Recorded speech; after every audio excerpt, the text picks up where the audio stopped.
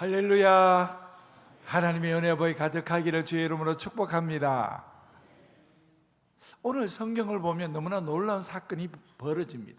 어떻게 이럴 수 있지? 어떻게 이런 일이 벌어질 수 있을까? 예수님은 이미 많은 표적을 행했습니다. 그런데 유대인들은 표적 중에 표적을 보았습니다. 이미 죽은 지 여러 날이 되어서 무덤 안에 있던 자를 이름을 불러서 완전히 살아나게 한 것입니다. 예수님이 하나님의 아들이라는 것을 드러내기 위해서 이 같은 표적이 도대체 어디에 있겠습니까? 이 이상의 표적은 없습니다. 어떻게 이 이상 되는 표적이 있을 수 있겠습니까? 그런데 여러분, 놀랍게도 이 표적을 보고서도 많은 사람이 예수님을 믿었지만 또 많은 사람이 예수님을 믿지 않는 사건이 일어납니다. 예수님을 믿지 않을 뿐만 아니라 예수님을 죽이려고 모의까지 하고 결의까지 했다는 것입니다. 아니, 이걸 어떻게 설명할 수 있습니까, 여러분? 오늘 주님의 말씀을 듣는 우리에게도 이 장면이 어떤 의미가 있습니까? 요한복음 11장에 나사로 살아났습니다. 무덤이 열렸습니다. 죽음의 항복판에 생명의 주님이 들어오시지 않았습니까? 인간의 한계가 끝나는 자리에서 하나님의 아들이 누구신지를 아주 분명하게 보여주는 사건이었습니다. 이것은 표적 중에 표적이었습니다. 그래서 요한복음에 저희들이 읽은 것은 표적이라는 단어가 나옵니다. 여러분이 표적이라는 이 단어는요, 세메이온이라는 단어인데요, 이것은 단순한 기적을 말하는 것이 아니라 기적 그 이면에 있는 것을 보라고 말하는, 그래서 기적 이면에 있는 것을 가르치는 손가락과 같습니다. 이게 표적이라고 얘기합니다. 죽은 나사로가 살아났다, 이것이 표적이야. 이건 기적입니다. 표적은 뭐냐면 이 기적을 통해서 예수님이 누구신지를 보라고 가르치는 손가락, 그게 바로 표적입니다. 나사로의 부활을 보면서 와, 놀랍다 이렇게 말하는 것이 아니라 한 걸음 더 나아가서 예수님이 누구신가를 분명하게 보여주는 사건이라는 것입니다. 예수님께서 이미 많은 표적을 행했습니다. 물이 변화의 포도주가 되고 병자를 낫게 하고 또 오병이의 기적의 역사를 일으켰습니다. 바다 위를 걸으셨습니다. 여러분, 그리고 이것보다 더 표적 중에 표적이 무엇입니까? 이미 죽은 지 나흘이 된 사람, 그리고 무덤 안에 있는 사람, 모든 사람이 끝났다고 말했을 때 예수님께서 그 이름을 부르셨고 그가 살아났고, 여러분, 이보다 더 큰 증거가 어디에 있겠습니까? 이보다 더 분명한 하나님의 아들이 누구시라는 계시가 어디에 있겠습니까? 이건 아주 분명하게 예수님이 누구시라는 사건을 정확하게 보여주는 표적입니다. 그런데 놀라운 일이 벌어진 겁니다.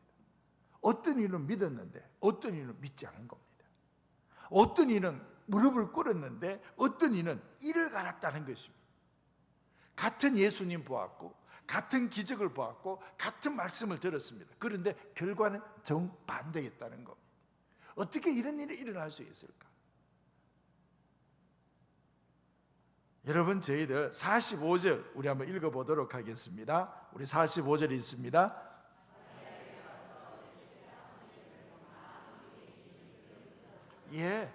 예수께서 하신 일을 본 많은 유대인들이 그걸 믿었다 이렇게 나와요.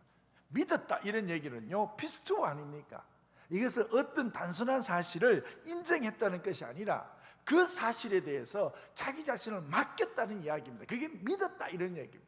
여러분, 우리가 믿었다 이렇게 표현하고 우리가 믿음을 가졌다 이렇게 표현하는 것은요, 단순히 내 삶을, 내 삶에 그를 인정했다는 뜻이 아니고요, 그의 삶에 나의 인생을 맡겼다 이런 뜻입니다. 이게 믿었다 이런 뜻입니다. 예수님은 참 대단하신 분이야 이렇게 말하는 것이 아니라 이분이야말로 생명의 주인이기 때문에 나의 생명을 그에게 맡겼다는 것입니다. 이게 믿었다 이런 뜻입니다. 그들이 도대체 뭘 보았기 때문에 믿었습니다. 지금 단순하게 죽은 나사로가 살아났다는 그 기적만을 본 것이 아니라 그 죽은 나사로 살리시는 그분이 누구신가를 본 것입니다. 그분이 누구신가요? 요한복음 11장 25절에 예수님께서는 이렇게 말씀하셨지 않습니까? 무엇이라고요? 자신을 두고 이렇게 말씀, 나는 부활이요 나는 생명이라. 믿습니까? 이게 예수님이 내가 누군지를 말씀하신 거예요. 여기에 생명이라는 것은 조회란 뜻이잖아요. 이것은 단순한 인간이 호흡하는 생명이 아니란 뜻입니다. 이 생명은 뭐라고요? 하나님에게서 오는 참 생명, 영원한 생명, 죽음도 끊을 수 없는 생명, 하나님과 연결된 생명, 이걸 가지고 생명이라고 표현하는 것입니다. 예수님은 생명을 주시는 분이 아니라 예수님은 생명이다. 그래서 죽으면서 살리신 것은 단순한 사건이 아닙니다. 여러분, 늘 성경 속에서 보면 하나님께서는 인간에게 구원자를 허락해 오셨습니다. 블레셋에게서, 미디안에게서, 애굽에게서, 그리고 바벨론에서 늘 하나님께서는 그들에게 정말 구원자를 허락해 오셨어요. 그를 건져주셨어요. 그런데 이번에 구원자, 이분은 어떠신 분이십니까? 여러분, 이 구원자가 오셔서 정복할 것이 무엇입니까? 여러분, 단순히 블레셋을 정복하고, 그리고 애굽에서 벗어나고, 바벨론에서 떠나가고, 그래서 이스라엘 적들을 정복하고, 그래서 그 원수들을 이기는 그런 구원자, 정말 여러분, 이 구원자, 지금 유대인의 눈앞에 나타난 이 구원자는, 이 구원자의 원수가 누굽니까, 여러분? 원수는 여러분 누구라고요? 죽음입니다. 정복될 원수는 노마가 아니었습니다. 사람들이 가장 두려워하는 것이 뭡니까? 그게 죽음입니다. 왜 죽음을 가장 두려워하는 줄 아십니까? 여러분, 사람은 실패할 수 있어요. 근데 실패하면 다시 또다시 일어나서 또다시 살아가면 되잖아요. 또 힘을 내면 되잖아요. 여러분, 공부하는 시기를 놓쳤어요. 그러면 여러분, 공부하는 시기를 그때 놓쳤을지라도 나이가 들어서 공부하고 싶다 그러면 다시 여러분 검정고시 치면 되잖아요. 그래야 안 그래요, 여러분? 세상 일은요, 실패하면 다시 일어날 수 있어요. 시기를 놓치면 다시 나중이라도 그 기회를 다시 한번 잡을 수 있어요. 왜요? 살아있기 때문에. 살아있는 동안. 근데 죽음은 그걸 허용하지 않아요. 죽음은요, 실패하면 다시 일어난다고 허용하지 않아요. 놓치면 다시 잡을 수 있다고 해요. 죽음은요, 허용하지 않아요. 그래서 죽음이 두려운 겁니다. 우리는 다시 시작할 수 있고, 그래서 다시 일어날 수 있다고 말하지만 다시 못하는 것이 있어요. 능력이 있어도 안 되고, 재물이 있어도 안 되고, 환경이 좋아도 안 되는 것이 있어요. 그게 뭡니까? 그게 죽음입니다. 그래서 죽음은요, 인간의 최후의 한계라고 이야기합니다. 근데 예수님께서 이렇게 말씀하셨어요. 나사로야 나오너라, 이렇게 말씀하셨어요. 그 나사로야 나오너라는 이 말씀 앞에 무덤이 열린 겁니다. 죽음이 물러간 것입니다. 그리고 여러분, 그 생명 앞에 죽음이 항복한 것입니다. 그래서 우리들의 결론이 뭡니까? 보는 자의 결론이 뭡니까? 아, 주님은 생명의 주인이시다. 생명의 주가 되신다. 이게 딱 결론 아닙니까? 그게 내가 부활이요, 내가 생명이다. 예, 그렇습니다. 주님만이 생명의 주인이십니다. 이게 예수님을 믿는다라는 표현입니다. 그래서 저희들을 믿는 자들은요, 가장 중요한 질문이 하나가 있어요. 그 질문이 뭐냐면, 우리 주님이 내 이름을 아시는가? 이게 가장 중요한 질문이거든요. 마태복음 7장 21절에 보면 이렇게 나옵니다. 나더러 주여 주여 하는 자마다 다 천국에 들어갈 것이 아니요 다만 하늘에 계신 내 아버지의 뜻대로 행하는 자라야 들어가리라. 이게 무슨 뜻이라고 여러분 생각하십니까? 내가 아무리 주님의 이름을 불러도 소용없다, 이런 뜻이에요. 주님이 내 이름 불러주셔야 된다는 겁니다. 이게 무슨 뜻입니까? 주님이 어떤 사람의 이름을 부르는 것입니까? 주님의 뜻대로 행하는 자를 부른다는 것입니다. 아니, 주님의 뜻대로 행하는 자를 이름을 부른다는 뜻이 이게 무슨 뜻입니까, 여러분? 진정으로 너 삶의 주인이 누구냐 하는 것을 묻고 있는 것입니다. 내 뜻 말고요, 내 생각 말고, 내 의지 말고요, 내 능력 말고요, 내가 기준이 되는 사람 말고요, 주님이 기준이 되는 사람, 그 주님의 뜻대로 행하는 자, 주님이 생명의 주인이라고 믿는 사람, 그에게 하나님께서 그 이름을 불러주신다는 것입니다. 내가 기준이 되고 내 삶이 기준이 되고, 그러니까 내 능력이 기준이 되고 내 뜻이 기준이 되고, 그래서 그런 사람이 주여 주여 그러는 것이 아니라, 내 뜻이 기준이 되는 것이 아니라 주님의 뜻이 기준이 되는 사람, 그 사람의 이름을 불러주신다는 것입니다. 그래서 믿음의 내용은요, 내가 기준이 되는 게 아닙니다.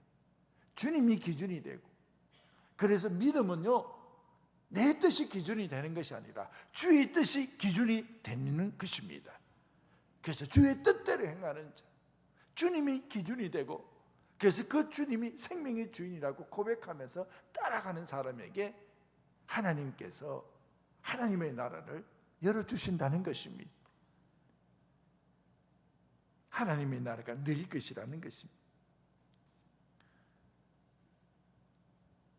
여러분, 믿는 자들은요, 기적만 보는 것이 아니라 표적을 봅니다. 그래서 기적은 놀라운 사건이지만 표적은 그 기적을 통해서 누구를 보게 하는지 가르치는 손가락이라 그랬습니다. 그래서 나사로의 기적을 볼 때에 나사로의 기적만 보는 것이 아니라 표적을 보는 겁니다. 나사로의 다시 살아난 것이 무엇을 가르치는지, 예수 그리스도가 바로 부활이요 생명입니다. 이걸 보는 자가 믿는 자인 줄로 믿습니다. 그래서 예수님 행한 일을 믿는 자가 있었다. 그런데 여러분, 믿지 않는 자를 한번 보십시오. 예수님의 표적을 봐도 믿지 않을 뿐만 아니라 더 완악해지는 것입니다. 46절을 한번 읽어봅시다. 46절 읽습니다.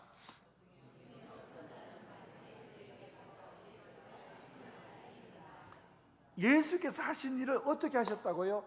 알렸다 그랬어요. 제대로 보고했다는 겁니다. 그런데 여러분, 얼마나 이상합니까? 죽은 자가 살아났다라고 하면 믿어야 되지 않습니까? 회개해야 되지 않습니까? 주님 앞에 엎드려야 되지 않습니까? 그들은 지금 유대인들, 바리새인들에게 막 달려갔어요. 그리고 그 행한, 예수님께서 행한 일들을 다 알렸다고 그랬어요. 근데 여러분, 지금 믿으려고 한 게 아니지 않습니까? 불신앙의 비밀이 뭔 줄 아세요? 왜 하나님의 그 놀라운 표적 중의 표적을 보면서도 더 이상 하나님께서 그들에게 베풀어 주실 표적이 없을 정도의 표적의 중의 표적을 보면서도 그들을 왜 믿지 않았을까요? 여러분, 증거가 부족해서 믿지 않는 게 아닙니다. 많은 사람이 믿기 싫어서 안 믿는 겁니다.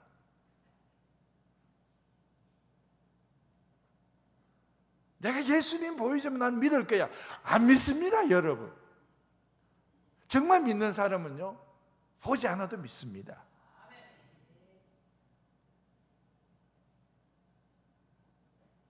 지금 이들은, 믿지 않는 자들은 예수님의 말씀이 마음에 안 드는 겁니다. 예수님의 그 삶이 마음에 들지 않는 것입니다. 자기 인생에 거북한 것입니다. 왜냐 그러면 그들은 막 예루살렘 성전을 막 목숨같이 여기고 있는데, 요한복음 4장에 보면 사마리아 여인에게 너희가 예배할 것은 이 사마리아냐 예루살렘이냐 그것이 아니라 하나님을 예배하는 어떤 곳이다, 성전이 될 것이다, 이렇게 말하니까 너무 듣기에 불편한 거. 그리고 유대인들은 항상 저 이방인들이 죄인이야, 이방과 유대인들은 섞일 수가 없어, 저들은 구원에 속한 자가 아니라고 얘기했는데, 예수님께서 이방인이든 유대인이든 나를 믿는 자는 구원을 얻을 것이다, 이 구별이 안 되는 겁니다. 자기는 지금까지 구별해 왔거든요. 유대인과 이방인을 지금까지 구별해 오면서 자신들은 하나님이 택한 선민이라고 살아왔던 그 사람들에게 예수님이 말씀하시는 것이 그냥 마음에 들지 않는 것입니다.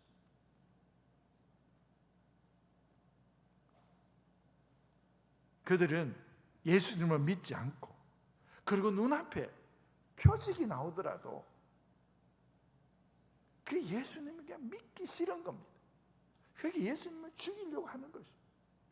여러분, 뭘 보여줘야 이 세상 사람들이 다 교회로 올 것 같습니까? 아닙니다, 여러분.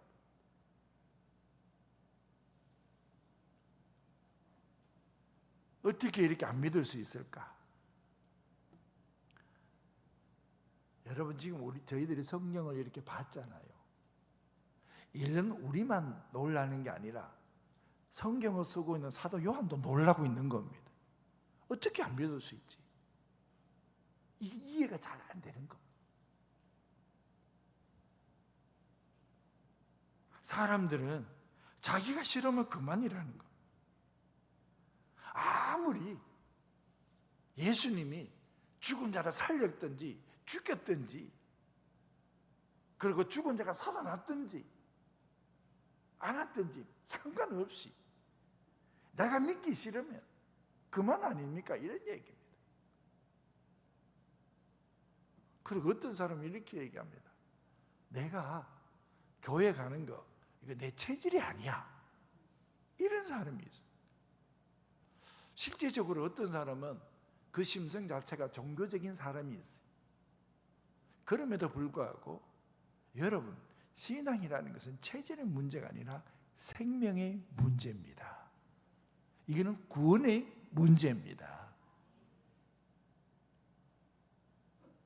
유대 사회는 이미 예수님이 나사로를 살렸든지 살리지 않았든지 예수님을 믿지 않기로 그냥 작정한 것 같습니다. 왜 그렇습니까? 요한복음 9장 22절을 보면 압니다. 요한복음 9장 22절 우리 다 같이 한번 읽어보도록 하겠습니다. 그 부모가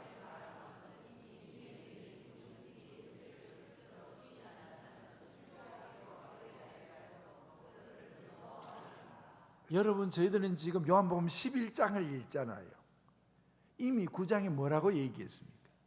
예수님을 그리스도로 시인하는 자는 출교. 여기에 출교했다는 얘기는 무슨 뜻이냐면 유대인 사회 속에 그들이 더 이상 발붙여서 살 수 없다, 이런 뜻입니다. 그게 출교라는 것입니다. 그들이 왜 안 믿는 줄 아세요? 나사로가 살아나는 걸 보면서, 표적 중에 표적을 보면서 그들이 왜 안 믿는 줄 아세요? 그들이 안 믿는 이유는 뭐냐면 내가 예수님 때문에 내가 소중히 여기는 사회적 지위나, 그리고 내가 가지고 있는 재산이나, 그리고 내가 갖고 있는 신분이나, 내가 갖고 있는 관계나 하나도 잃어버리고 싶지 않다는 거. 그냥 예수님 안 믿으면 안 믿었지, 지금 내가 이 유대 사회에서 가지고 있는 사회적 신분, 사회적 지위, 그리고 내가 가지고 있는 재산, 그리고 지금 내가 가지고 있는 인간관계, 어떤 것 하나라도 예수님 때문에 잃어버리고 싶지 않다는 것입니다. 그러니까 어떤 것이 눈앞에 나타나, 예수님 무슨 능력이 나타나더라도 안 믿는다는 것. 여러분, 저희들 예수님으로 인하여 잃어버린 만큼 예수님을 사랑하는 줄로 믿습니다. 그들은 아무것도 잃어버리고 싶지 않은 겁니다. 이 놀라운 기적을 보면서도 예수님을 믿지 않았습니다. 그래서 여러분, 결국은 그들 속에 무엇이 있는 줄 아십니까? 요한복음 3장 19절이 이렇게 얘기합니다. 우리 다 같이 한번 읽습니다.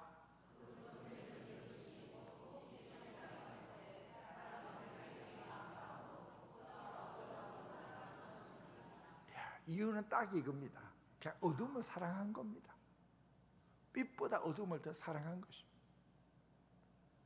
여러분 살다가 저희들이 얼마나 많이 세상에 매여 있는 줄 혹시 아십니까?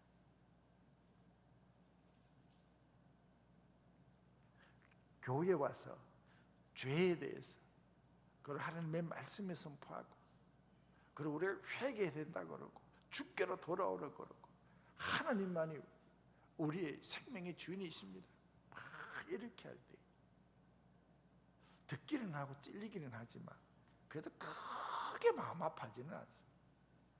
정말 크게 마음 아파하는 데가 언제인 줄 아세요? 집값 떨어질 때 막 마음에 막 넘어가,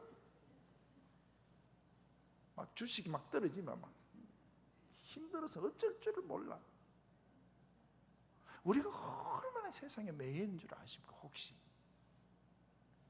정말 그것보다 더 애통하고 더 슬퍼야 된 게 뭐냐면, 주님의 말씀을 앞에 두고 그리고 주님의 뜻대로 살아가, 그게 영광이 있고 그게 삶의 소망이 있고 예수님이 내 인생의 모든 것의 주관자이시고, 근데 그 주님으로부터 내가 좀 더 가까이 가야 되는데 한 걸음 한 걸음도 멀어지고 있고 우리의 세상과 가까워져 가고 있는 이런 모습을 보면서 막 슬퍼하고 애통해. 제가 지난주 말씀을 드렸잖아요. 예수님께서 나사로의 죽음을 보시고 슬퍼하시고 비통해하셨다 그랬잖아요. 아니 예수님께서 일부러 나사로를 무덤에서 살려내시려고 가까이 있는 거리에도 마리아와 마르다가 빨리 오시라고, 예수님 오시면 살아날 수 있다고, 아직까지 숨이 붙어있으면 살아날 수 있더라고 이렇게 했을 때 예수님이 일부러 늦게 오셨어요. 왜요? 하나님의 영광을 드러내시려고. 그런데 오셨는데 예수님께서 무덤 속에 있는 나사로를 보면서 그걸 슬퍼하고 애통해하는 유대인들을 보면서 그 마음이 비통하고 눈물 흘리셨다 이렇게 나와 있어요. 그게 여러분, 아니 살리실 줄 알려고 그리고 살리시려고 작정하고 오신 분이 죽음 앞에서 뭘 그렇게 슬퍼하고 비통해하겠어요? 그게 아니라고 제가 말씀드렸잖아요. 그게 뭡니까? 죄 때문에 울고 있는 유대인들, 죄가 가져주는 그 죽음 속에서, 그 죽음 앞에서 슬퍼하는 마리아와 마리다를 보면서 죄가 가져주는 인간의 비극과 참상을 보고 있는 겁니다. 그래서 슬프다고 제가 말씀을 드렸잖아요. 여러분, 우리가 세상 속에서 하나님 바라보며 살아갈 때에 우리의 마음이 전적으로 주를 향하고 그 주님에게 가까이 한 걸음 한 걸음 더 걸어가는 것이 우리 인생의 축복인 줄로 믿습니다.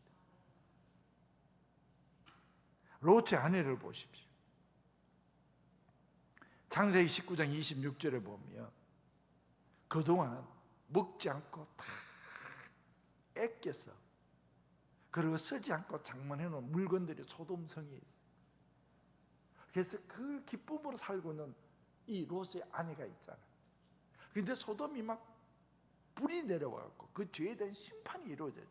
그래서 그 죄에 대한 심판에서 건져내려고, 롯과 그 가족들을 건져내려고, 그래서 하나님의 천사가 가서 그들을 막 건져내, 불이 막 하늘에서 떨어지는데, 심판이 떨어지는데 막 건져내잖아요. 건져내서 막 달려, 너희는 되돌아보지 말고 또 산으로 뛰어가라고 막 얘기하죠.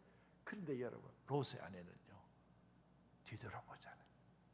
그래서 소금 기둥이 되었더라 이렇게 나와요. 몸은 빠져나왔는데 마음은 소돔에 가. 이게 어떻게 보면 우리 삶의 한 부분을 보는 것 같아요. 여러분, 우리는 오직 주님만을 바라보면서 달려갈 수 있는 은혜가 있기를 축복합니다. 그래서 요한일서 2장 15절에 보면 이렇게 나와 있습니다. 우리 다 같이 한번 읽어보도록 하겠습니다.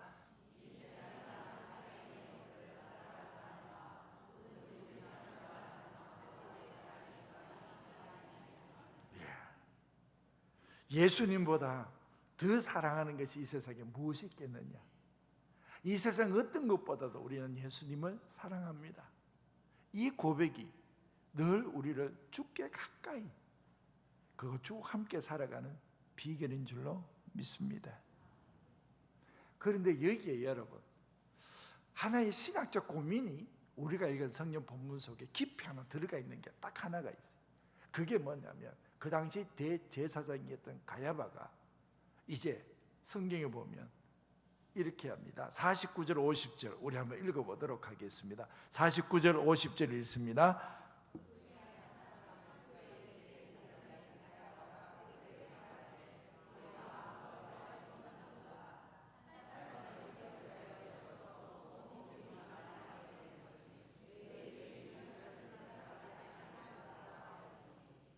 이제부터 여러분 신학자들이 다루고 있는 신학적 문제가 하나 이제 나오기 시작해요. 가야바는 그해 대제사장이었어요. 그는 매우 냉정하고 현실적인 그리고 매우 정치적인 사람. 그가 이렇게 얘기해요. 지금 예수님 때문에 온 지금 유대 땅 그리고 예루살렘이 소란스럽지 않느냐. 이렇게 유대 땅이 소란스러우면 로마가 군대를 보내갖고 더 이 사회를 압박할 것이고 그리고 잠잠하게 하기 위해서 로마가 더 많은 권력을 사용할 것이에요. 지금 우리가 저 예수라는 저 한 사람 때문에 유대 사회가 소란스럽고 그리고 여기저기에서 여러 가지 일들이 일어나는데 우리가 그 한 사람 죽이자. 그 한 사람 죽이면 우리 유대 민족이 안정을 얻을 수 있다. 이런 내용이거든요. 이런 내용 맞죠? 맞아요, 안 맞아요? 그냥 읽었어요? 그럼 한 번 더 읽어보면 되죠. 뭐 어렵지도 않는데. 49절 50절 우리 한번 읽어봅시다. 시작.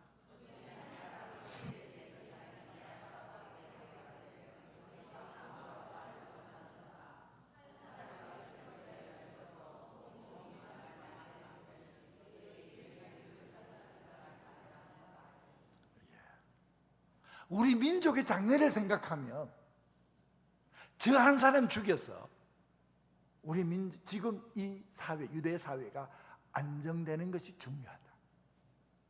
저 한 사람 때문에 소란이 일어나면 오히려 우리 유대 민족이 위험해져요. 그래서 지금 로마 세력이 이 유대 사회가 한 사람에 인해서 소란스러워지면 군대를 보내어서 우리 민족을 더 압박할 것이고 더 고통스러워질 것인데 우리 민족이 살아나기 위해서 더 안전해지고 그리고 우리 민족이 더 평안을 누리기 위해서는 저 한 사람을 죽이자. 이게 누구의 의견이라고요? 가야바 의견. 그래서 예수님을 죽이려고 하는 명분을 던져줘요.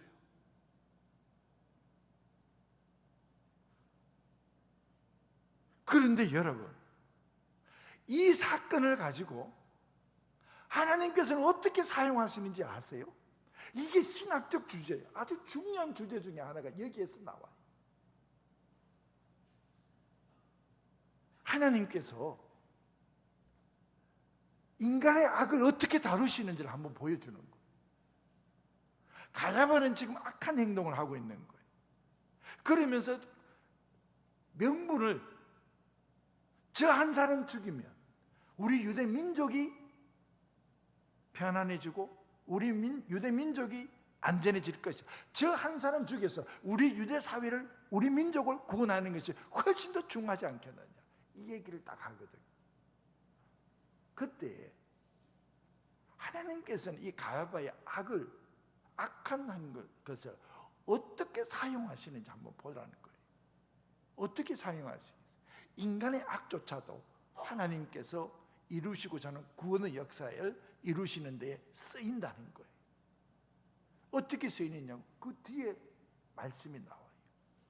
저희들 51절 52절 우리 한번 읽어보도록 하겠습니다.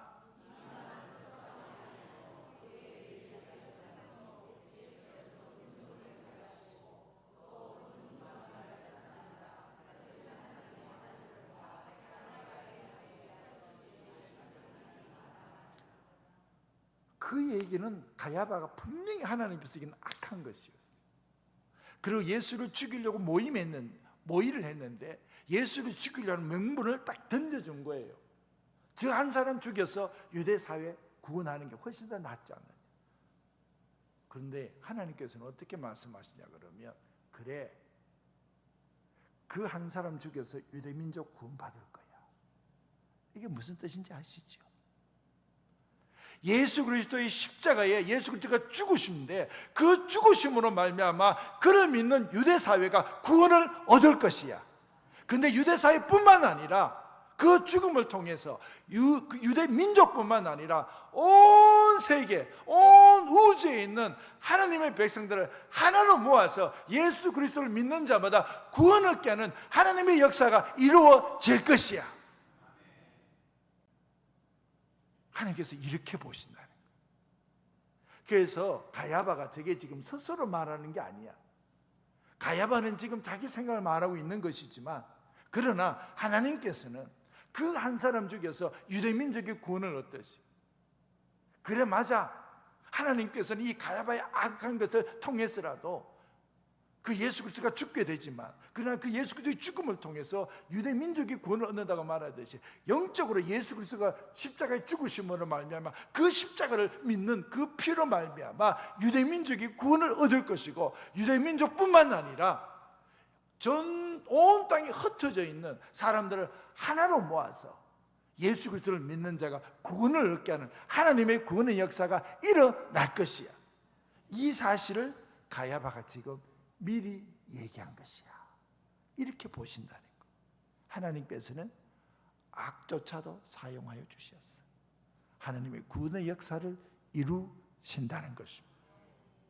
그래서 여러분, 우리가 이 51절, 52절을 한 번만 더 우리가 신중하게 읽어봅시다. 다 같이 하면 있습니다. 이 말은 스스로 하면 아니라는 거예요. 이 말은.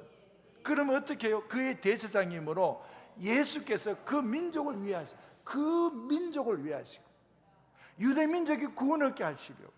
왜요? 예수 그리스도의 십자가를 통해서 그 민족이 죄에서부터 구원을 얻게 하시고 하나님의 진정한 자녀되게 하시고, 그리고 52절이 뭐라고요? 그 민족만 위할 뿐 아니라 흩어진 하나님의 자녀를 모아 하나가 되게 하기 위하여 죽으실 것을 미리 말합니다. 가야바는 악한 계획을 얘기한 거예요.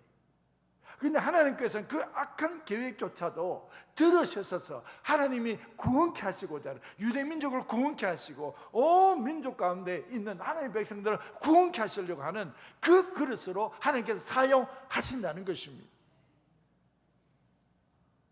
여러분, 악한 자는요 자기 뜻이 이루어진 줄 알아요. 그래서 자기가 승리했다고 생각해요. 가야바가 말한 대로 예수 그리스도를 십자가에 죽임으로 말미암아, 그래 우리 뜻이 성취된 거야, 우리 말대로 된 거야. 그 예수 그리스도를 죽여서 우리가 유대민족의 구원 얻고 그래서 이 사회가 안정되는 거야 라고 생각해서 자기 뜻이 성취된 줄 알았지만, 여러분 궁극적으로는 하나님의 뜻이 성취되는 것입니다. 이걸 보여주는 거예요. 누구처럼요? 요한복음 창세기 50장 20절에 보면 누구처럼요? 요셉처럼. 요셉을 팔았어요. 형들이 뜻이 성취됐어요. 그런데 여러분, 그 형들이 악한 행위를 한 그것을 통해서라도 이 땅 가운데 구원의 역사를 일으키는 하나님의 구원의 손길을 보지 않습니까? 너희들이 행한 것이 악한 것인데 하나님께서 그걸 선으로 바꾸어서 하나님의 구원의 역사를 일으킨다는 것입니다. 여러분, 저희들이 믿는 바가 바로 이것입니다. 세상에 온갖 나쁜 짓을 해요. 세상에 악한 짓을 해요. 그리고 이 세상이요 손을 들어서요 예수 그리스도의 십자가에 못을 박아 죽여요. 그리고 그리스도인들을 핍박해서 죽여요. 그래서 세상이 이렇게 얘기해요. 야, 이제 우리가 승리했다, 이제 우리가 이겼다. 그런데 여러분, 우리가 믿는 바가 뭐라고요? 하나님께서 결국은 주의 뜻이 이루어질 것입니다. 악한 자가 승리한 것이 아니라 자기들이 승리했다 손치더라도 하나님께서는 그 악한 자를 통해서라도 결국은 이루어지는 것은 악한 자의 뜻이 아니라 하나님의 선한 뜻이 이루어진다는 것입니다. 이게 아주 중요한 신학적 문제였습니다. 그래서 여러분, 이 세상 사람들이 세상이 잘 되는 것 가지고 너무 자랑하면 안 돼요. 그것이 궁극적으로 성취되는 것은 하나님의 뜻이라는 사실을 알아야 된다는 것입니다. 하나님의 아들을 죽이고 일시적으로 자신들이 득사하는 것 같지만, 그러나 하나님께서는 그 예수 그리스도의 죽음을 통해서 유대 민족과 그리고 온 세상에 있는 하나님의 백성들을 구원하는 데에 사용하셨다는 것입니다. 그래서 미리 죽음을 미리 알게 하셨다 그랬습니다.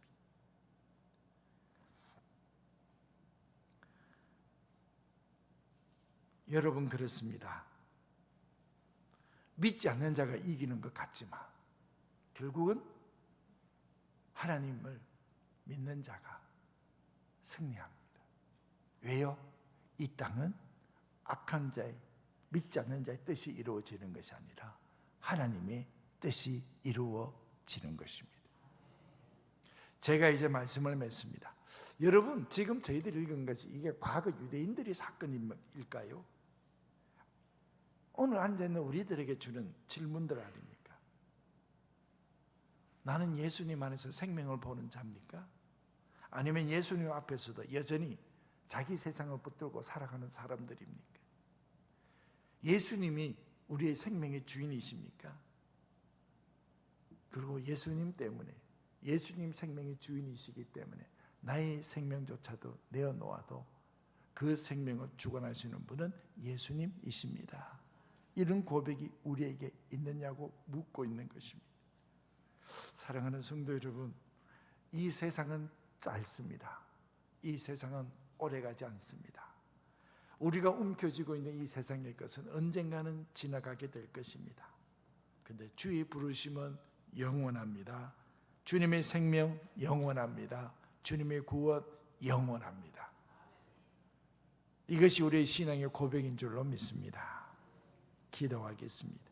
하나님 아버지, 예수님 안에 생명을 보는 자가 되게 하옵소서. 그래서 그 주님을 따라가 이 세상 가운데 승리의 걸음을 걷게 하여 주옵소서. 악한 자의 세상이 승리하는 것이 아니라 결국 주님의 뜻이 이루어지는 것입니다. 고백할 수 있는 저희들이 되게 하옵소서. 예수님의 이름으로 기도합나이다. 아멘.